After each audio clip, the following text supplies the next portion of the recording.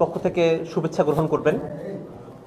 বর্তমানে বাংলাদেশের রাজনৈতিক অঙ্গনে কিছু জটিল পরিস্থিতি তৈরি হয়েছে, সেসব বিষয়ে জাতীয় নাগরিক পার্টি এনসিপির বক্তব্য উপস্থাপন করা এবং আমাদের একটি রাজনৈতিক কর্মসূচি রয়েছে সে বিষয়ে গণমাধ্যমকে এবং সারা দেশের জনগণকে অবহিত করবার নিমিত্তে আমরা আজকের এই প্রেস কনফারেন্সে উপস্থিত হয়েছি।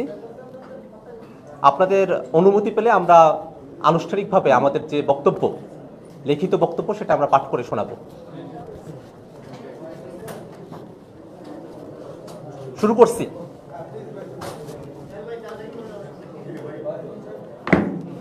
প্রিয় সাংবাদিক বন্ধুগণ, আমরা অত্যন্ত উদ্বেগের সাথে লক্ষ্য করছি যে 2020 সালে ঢাকা দক্ষিণ সিটি কর্পোরেশনের অবৈধ নির্বাচনকে কেন্দ্র করে বর্তমানে জটিল রাজনৈতিক পরিস্থিতি তৈরি হয়েছে। উদ্ভূত পরিস্থিতির জন্য নির্বাচন কমিশনের পক্ষপাতদুষ্ট ভূমিকায় দায়ী বলে আমরা মনে করি। ইশরাক হোসেন বনাম শেখ ফজলিনুর তাপস গং মামলার বিবাদী হওয়া সত্ত্বেও নির্বাচন কমিশন নজিরবিহীনভাবে মামলায় প্রতিদ্বন্দ্বিতা করেনি, যার ফলে একতরফা রায় প্রদান করা হয়েছে। এমনকি রায়ের পরে তারা উচ্চ আদালতে প্রতিকার প্রার্থনা না করে মামলার বাদীকে বিশেষ সুবিধা দিয়েছে বলে প্রতীয়মান হয়। এর আগেও আমরা দেখেছি নির্বাচন কমিশন নিরপেক্ষ আচরণ বজায় রাখার পরিবর্তে এমন সব বক্তব্য প্রদান করেছে যার সাথে একটি বৃহৎ রাজনৈতিক দলের অবস্থানের সাযুজ্য রয়েছে। এই মামলার রায় ঘোষণার আগেই সংশ্লিষ্ট আইনের অধীন 19 আগস্ট 2024 সালে ঢাকা দক্ষিণ সিটি কর্পোরেশনের প্রশাসক নিয়োগ করা হয়, ফলে পুরো মামলাটি অকার্যকর হয়ে গেছে।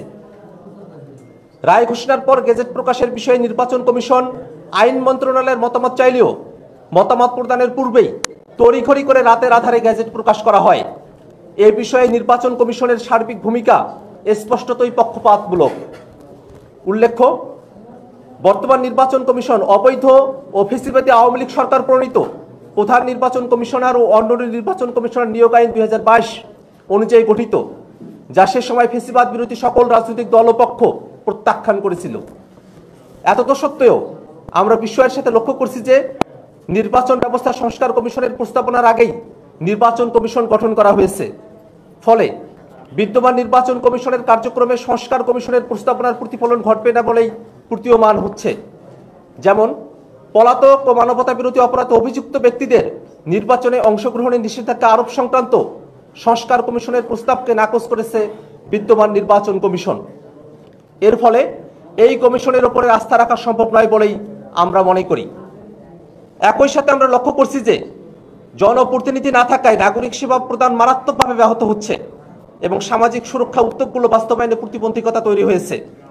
উদ্ভূত পরিস্থিতিতে ইশরাক হোসেন বনাম শেখ ফজলিনুর তাপস গং মামলাকে নজির হিসেবে নিয়ে সারা দেশে অবৈধ নির্বাচনের প্রার্থীরা আদালতে শরণাপন্ন হয়ে এক জটিল ও সংকটময় পরিস্থিতি তৈরি হয়েছে। এ সংকট নিরসনে এবং জনদুর্ভোগ লাঘবে স্থানীয় সরকার নির্বাচনই একমাত্র সমাধান। কিন্তু ফ্যাসিবাদী আইনে গঠিত বর্তমান পক্ষপাতদুষ্ট নির্বাচন কমিশন এই নির্বাচন আয়োজনে সক্ষম নয় বলেই প্রতীয়মান হচ্ছে। তাই আমরা অনিত্য বিলম্বে সংস্কার কমিশনের প্রস্তাব আমলে নিয়ে নির্বাচন কমিশন পুনর্গঠন করতে এবং স্থানীয় সরকার নির্বাচনের উদ্যোগ গ্রহণ করতে আমরা অন্তর্বর্তীকালীন সরকারের প্রতি দাবি জানাচ্ছি। এই দাবিতে আগামীকাল জাতীয় নাগরিক পার্টি এনসিপি ঢাকা মহানগরের উদ্যোগে সকাল 11টায় নির্বাচন কমিশন কার্যালয়ের সামনে বিক্ষোভ সমাবেশ অনুষ্ঠিত হবে। আবার পড়ছি, আমরা অনতিবিলম্বে সংস্কার কমিশনের প্রস্তাব আমলে নিয়ে নির্বাচন কমিশন পুনর্গঠন করতে এবং স্থানীয় সরকার নির্বাচনের উদ্যোগ গ্রহণ করতে অন্তর্বর্তীকালীন সরকারের কাছে দাবি জানাচ্ছি। এই দাবিতে আগামীকাল জাতীয় নাগরিক পার্টি এনসিপি ঢাকা মহানগরের উদ্যোগে সকাল 11টায় নির্বাচন কমিশন কার্যালয়ের সামনে বিক্ষোভ সমাবেশ অনুষ্ঠিত হবে। সাংবাদিক বন্ধুগণ, আমাদের লিখিত বক্তব্য আমরা পাঠ করেছি। আপনাদের যদি কোনো প্রশ্ন থাকে আপনারা প্রশ্ন করতে পারেন।